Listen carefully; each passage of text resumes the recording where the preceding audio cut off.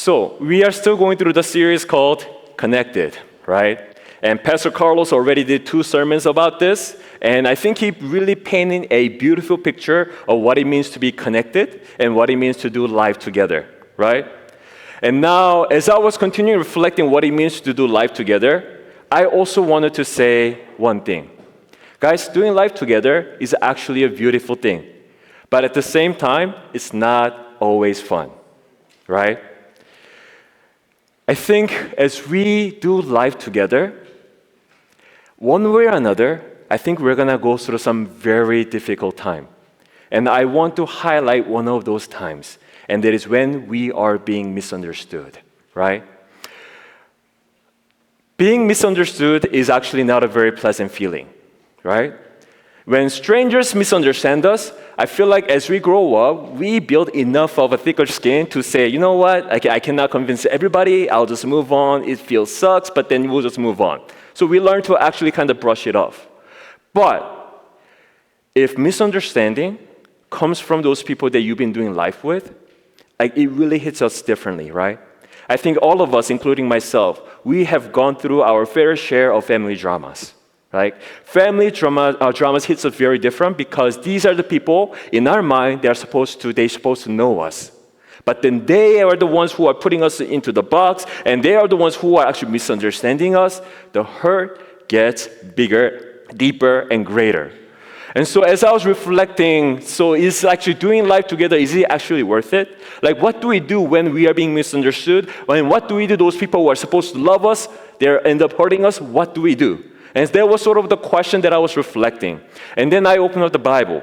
And Joshua chapter 22, I think it kind of paints a picture of what actually the moral that we can follow, and so that we'll be continuously be able to do life together in the midst of the times when we are being misunderstood. And so I want to actually paint you a little picture because this is a long chapter. So I want to summarize a little bit of context so that we'll be able to understand what's happening. So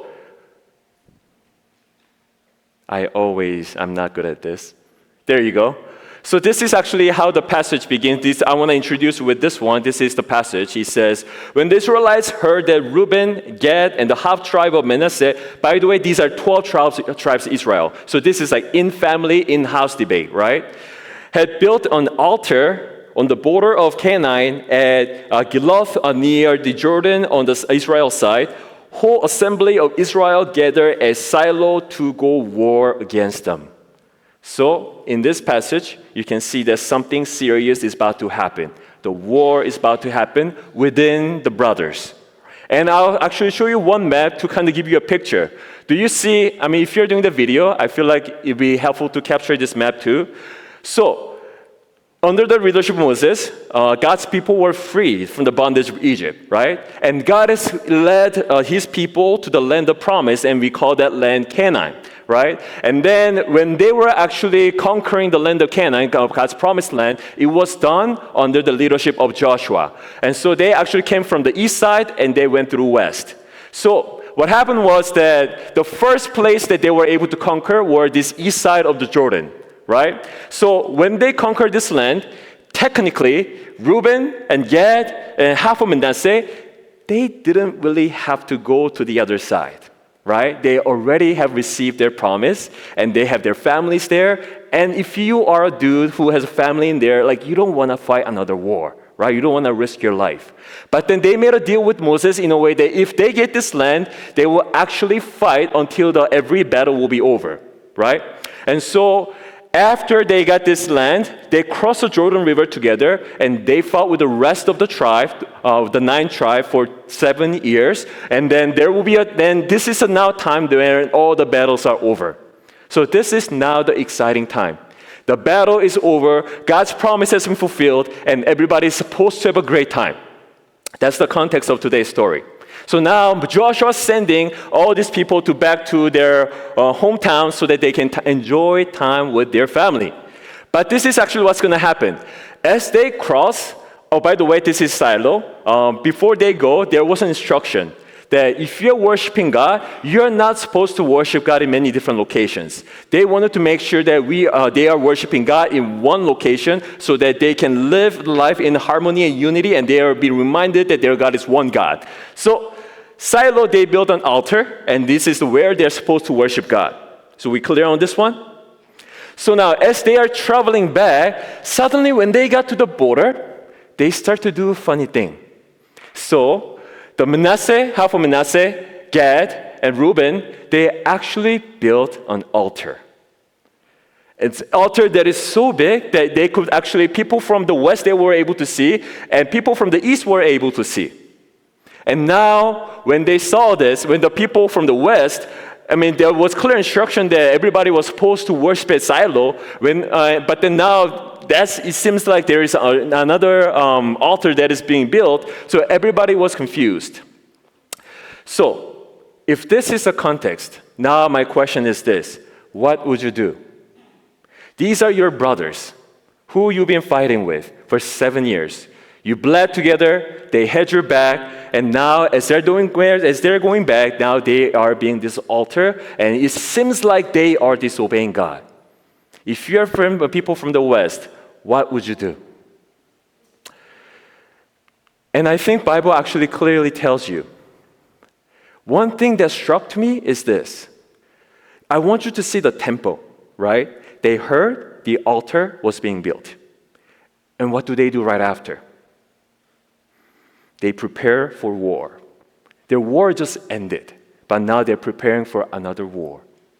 Guys, isn't it kind of scary? These are brothers who fought together for 7 years, who they were able to entrust their life to. But now the war is over, and now there's something is going on. Even without asking question, why are you doing this? There's not a communication. They are immediately assuming that these guys are disobeying God and they're ready to go war against each other. And actually, next verse, it tells us why this is happening. So I want you to actually hear where their heart is coming from, because I think we can resonate with this a lot. This is what actually the Israelites will say to these 3 tribes. They said, "How could you turn away from the Lord and build yourself an altar in rebellion against Him now? Was it not the sin of Peor enough for us? If you rebel against the Lord today, tomorrow He will be angry with the whole community of Israel." When Achan, son of Zerah, was unfaithful in regards to the devoted things, did not wrath come on the whole community of Israel? So this was what they were saying. So please be noticed, up until this point, they are not asking, what are you doing? They are making all these assumptions about what they're doing, right? And then what are you hearing in this passage? What I hear is trauma and fear. This is what they're saying. In the past, when we did something messed up, what happened was, because of their sin, whole community suffered. That happened at Peor, and now when Achan did something stupid, we all suffered. In a way, what they're saying is, this trauma that we have gone through is so great that we cannot have you do the same thing. You do this thing, God's anger will be upon you, but it's not just upon you, it will be upon all of us. What are you doing? Kind of thing, right? And through this, I want to acknowledge one thing. Guys, one thing Bible is really, really real about, especially in the Old Testament, is just the human nature of who we are, right? Guys, traumas are real. Here, I hear nothing about God but just of the pure trauma, right? And if you really think about it, these are the traumas that it's not their cause. There are certain traumas that are of our choosing, but there are certain traumas that we go through that we actually didn't really cause. For example, I want to be honest about some of the things that I've gone through, right? I have a hard time asking help. I have a hard time asking help because I have Korean father. Having Korean father means he's not going to talk to you, and he's never going to tell you he's proud of you. You just have to always perform. And thinking that he must be thinking proud of you, but then every time he talks to you, he's kind of criticizing you. But this is the thing. I know he loves me dearly. right? But then I was never really able to hear from him that he was proud of me. And so I feel like if growing up, I always felt like I have to get things done. And so if I am coming to you and asking for help, this is how I feel. You may see me as a weak person. And you may see me as incapable person. And you may see me as those person like, I feel like by me asking you for help, I feel like I'm going to disappoint you. So in a way, I learned not to ask for help. But then in doing so, I feel like I also missed out a lot of the beautiful opportunity that I was able to receive by asking for your help. Because like this is what I learned. People actually want to help. People actually want to be in my life. People actually want to do things with me. I learned that by spending my time with my crew at Journey Church, right? But then it's just sometimes it's so hard to ask because my past says people don't want you to ask for help. In a way, this is what I brought because I want to really illustrate this point. Guys, like a lot of times, whenever we go through this traumatic time, it's as if we were carrying this crystal ball. I mean, this is not a crystal ball, guys. Like this is like LED light bulb. I just want to for a demonstration, okay? Like I don't see future through here. I don't do all that, right? Just saying I brought this to demonstrate the crystal ball. And sometimes our crystal ball, if we're not careful, is usually our past traumas, right? And through that, we actually lie to ourselves, thinking that we are seeing the future. If I talk to you, I know I can ask you for help. But then if I feel like because of my experience with my father, if I feel like I'm going to disappoint you, and if I'm not asking you a question, am I seeing the future or am I seeing the past? I'm not seeing the future. I'm thinking that I'm seeing the future, but I am actually stuck in the past, right? So in this passage, you can clearly see that Israelites, unfortunately, they are still stuck in the past. This is a time where everything was conquered, everything was given, all the promises are fulfilled, and they're supposed to have a great time. But now, they couldn't even ask their fellow brothers and sisters of saying, what are you doing? Rather, they are still stuck in their past and thinking about whatever you're doing right now is going to harm us, and so we are actually going to raise war against you. Right? So this is actually a really, really interesting but very difficult scene that we are dealing with. And so I really want to encourage you today.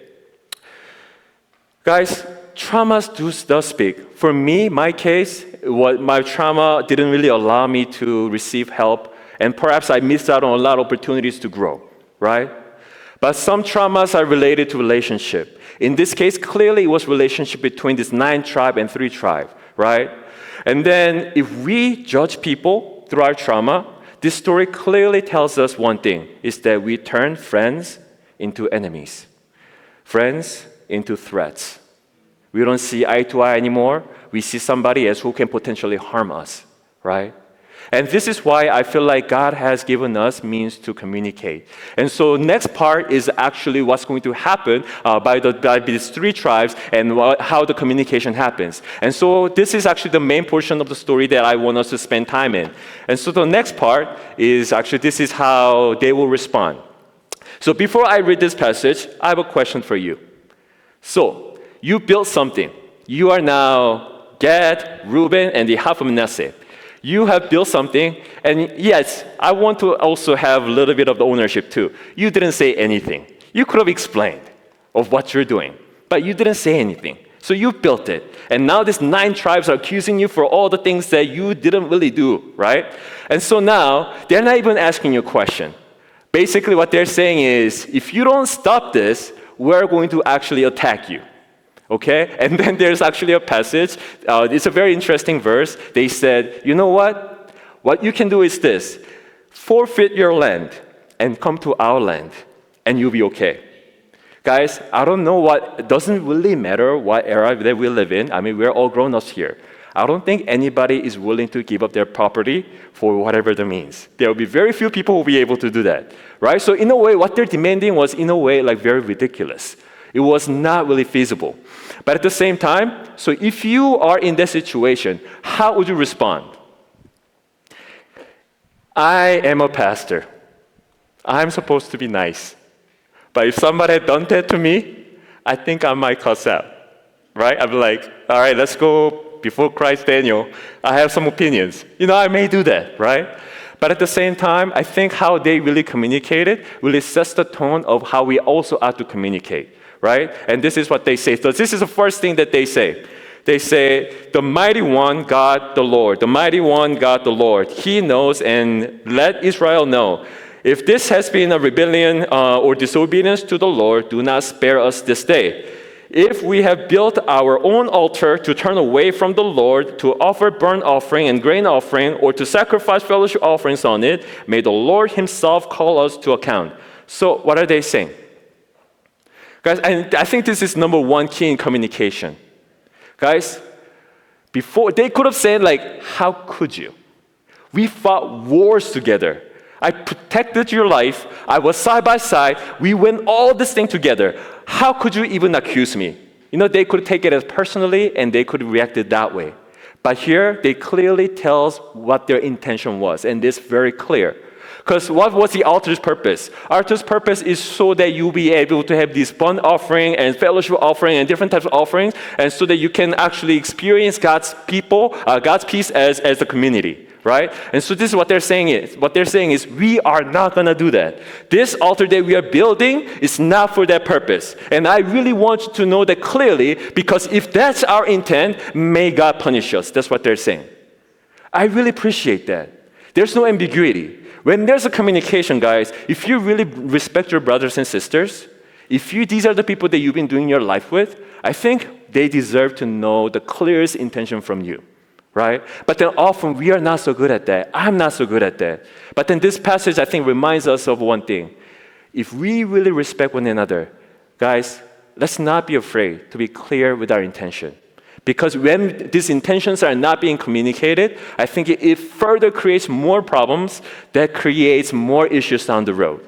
So now here, they're clearly communicating their intention, and which was very helpful, but they don't stop here. There's a next thing that they say. I think this is actually really powerful. Because this is the thing. Guys, when somebody just tells you what is right, how do you feel?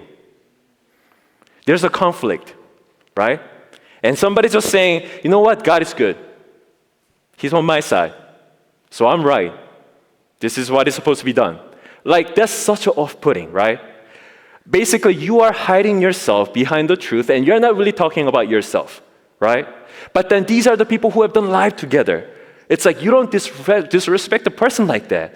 And so after they say what they need to communicate in terms of clarity, they actually really talk about how they feel. And this is how the passage actually goes. And they said, we did it for fear. Basically what they're saying, we are afraid. Afraid of what? That someday your descendant might say to ours, what do you have to do with the Lord, the God of Israel? The Lord has made the Jordan. So that was actually, let me go back. So that was a river, right? So they're basically saying this river one day will be a boundary for you to say, we don't belong to worship God over here. Right now, we fought war together, so you know we're brothers. But our children may not have the same memory. And when that happens, we have nothing that we can actually offer. And so we were afraid. And so now we were building this altar just to say that we were there together. And so that your children will not forget that we were here together, that we are worshiping same God. Right? And I feel like this really speaks powerfully because a lot of times, like especially whenever we talk about like life and conflict, we spend a lot of time trying to be right, trying to sound clean, trying to be not messy. We often don't really talk about our feelings. Guys, I've been here at Journey for 7 years.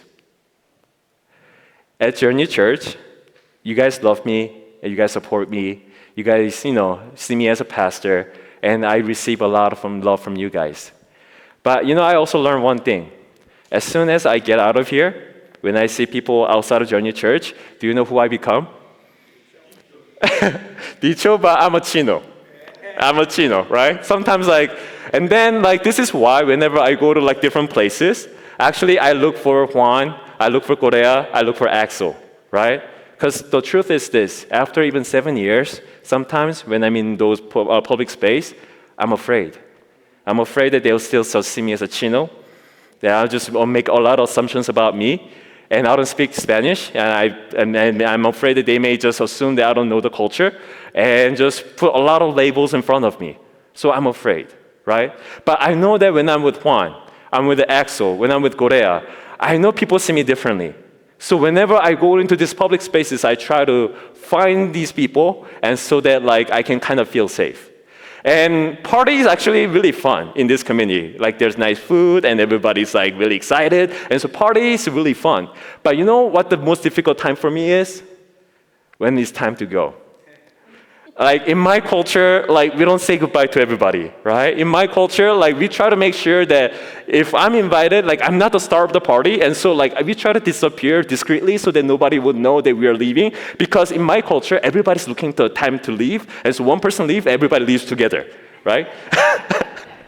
And so you definitely don't want to be that person that lead everybody out of the party, right? And so like in our custom, like when we're leaving, like we discreetly go to the host and we shake their hands and then we disappear. But then in here, like when you're leaving, you have to stand up, and especially like when you're Mexican party, right? You have to shake hands with everybody. That was so uncomfortable for me, right? And so like when that time comes, I'm like, Juan, I need to go. I want to go, right? And then like, I don't know what to do. And it's like, I'm just gonna follow what you do. If you hug, I'll hug. If you shake, I'll handshake. And if you just wave, I'll wave.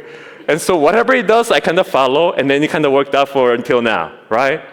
But this is the thing. Guys, I am blessed to go through this process and learn so much about just community walk again, because I actually chose to actually, learn from me being vulnerable. I could have said the other thing. I could say, I am Korean. God created me this way.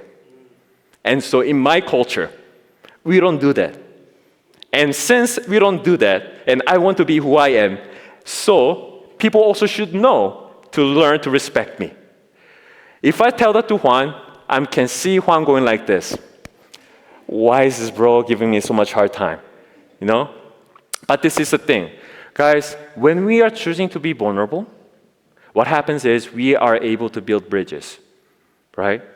We are inviting everybody into the process of me growing. But then if we are just choosing to be ourselves and expecting all other people to change around me, then I think what we are doing is we are actually building up the wall, right? But then as we see this passage, what the Gadites and Reubenites and the half tribe of Manasseh, what they're doing was they're actually building bridge. They're actually being honest about why were they building, why were they building the altar in a very controversial space. Because they were afraid for their kids, right? And so I think we can learn to have a communication in this way. Guys, clarity is important. Yes, we need to be so clear about our intent, especially those people who we have done life with. But also, let's not just stop there. Guys, vulnerability goes a long way. Because I think vulnerability speaks trust. It's like, I'm sharing this piece of my life with you because I trust you, type of thing, right? And so as we engage in communication, whenever there's controversial matter, especially when we're doing life together, I really hope that we can learn to be clear and learn to be vulnerable, and so that God can do only thing that He can do through our obedience and through our love for one another. Amen? And so now with that, I want to go to the last part. Oh, talked about many things here. So, the Reubenites, Gadites, and half tribe of Manasseh had to say what they had said. And now, but the thing is this. If you are the other 9 tribes, how would you respond to that? I think that is the question. Because I feel like if you have gone through some trauma, if you have gone through some issues, I think we can be messy, right? I know I'm messy, right?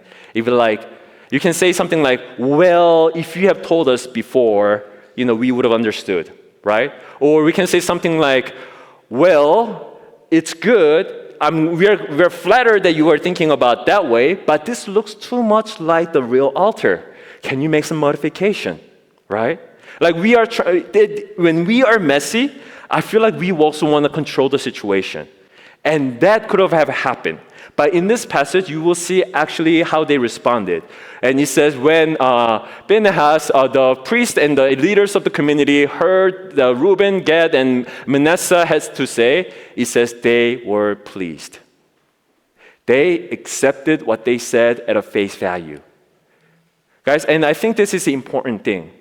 When somebody comes up to you, being vulnerable, being real, and really being clear with their intention, I know sometimes it hurts. Because sometimes they will tell us the things that we don't want to hear. But here, they honor what they said by just being accepting at the face value and being pleased with them, right? And so in this way, I want to really emphasize one thing. Guys, yes, it's okay to be vulnerable. Yes, it needs to be clear. And yes, we cannot be bound to the past and traumas and all the history.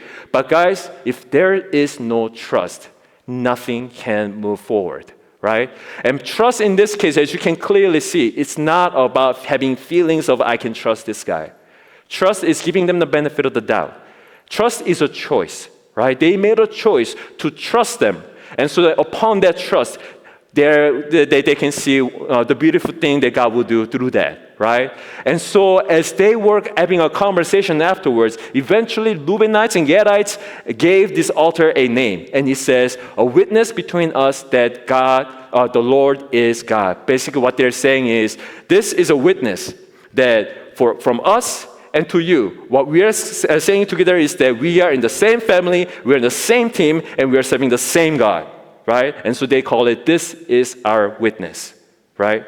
And so this is the thing. As we do life with one another, as we learn that trust is more of a choice, I feel like I really want to encourage us to trust the person that you know more than the story of the fear that is in you. Because at the end of the day, only thing that can grow out of us, it happens when we can trust one another. And I feel like sometimes we can be a little stingy with the trust because when we went through difficult times and when we have been burned before. But guys, as we do life together, I don't think it's negotiable that we cannot trust. At some point, we have to really understand each other, see eye to eye, and we need to learn to trust one another. And in that, I believe that God will start to do beautiful things. And so, I want to actually bring everything into one illustration as we are closing today's sermon. So, I brought this. This is an iPhone. I use an Android, okay? But I once upon a time used an iPhone, right? And this is how I see it. Did you guys see like new iPhone Air? Like, it seems like the phone is getting thinner and thinner and thinner every time I see it, right? But then let's imagine this. Like, aesthetically, like that's a direction that I guess a trend is headed. But one day, you feel like it's getting too thin, and then you feel like it becomes too flimsy, and then you want to protect it. And so let's say you get this really, really thick case. Like, remember those like Autobox cases where like you can throw it and then it will still protect it, but it's super thick, right? Because sometimes I think that's what we do with our relationship. Sometimes there are times where our conversations will get thin. Our encounter with one another will get thin. And we will start to make assumptions. And when we start to make these assumptions, I think they pretty much put in as like this thick skins around our phone that we lose the purpose of why we were having a thin phone in the first place, right? And so I really want you to really see the bigger picture that as we really trust God, as we trust one another, I feel like God will continue to do beautiful things in us, that we don't always need to wrap ourselves with this thick case where we kind of forget the purpose of having a thin phone in the first place. And so guys, as we learn to communicate, I want to encourage all of us to do 4 things. Number 1, let's not assume and let's not live in our past. And number 2, let's be clear with our intentions. Okay? And number 3, let's be vulnerable. Nothing is unattractive as like people trying to only be right. That gets you nowhere. You may win the argument, but you lose the person. So learn to be vulnerable, and also let's learn to trust one another. Through that, I think God will help us to be the beautiful community that He has called us to be. Let's pray.